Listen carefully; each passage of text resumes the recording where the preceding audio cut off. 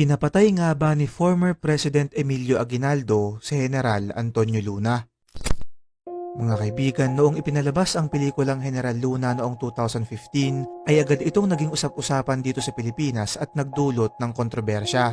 May eksena kasi dito na pinapunta ni Aguinaldo si Luna sa Kabanatuan at doon ay inatasan niya ang kanyang mga kawal sa Kawit Cavite sa pamumuno ni Kapitan Pedro Hanolino na iligpit si General Luna pagdating nito. Samot-saring espekulasyon ang nabuo ng mga tao dahil sa palabas na to, ngunit walang sapat na ebidensyang magpapatunay na si Aguinaldo nga ang nag-utos.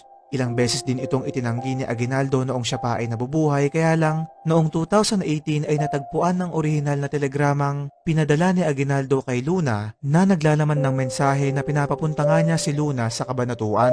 Ito ay nahanap sa mga lumang dokumento ng anak ni Luna na may petsang nakalagay na June 4, 1899, isang araw bago ang pagkamatay ni Luna.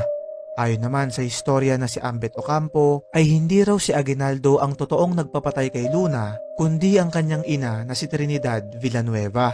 Ano sa tingin mo, kaibigan?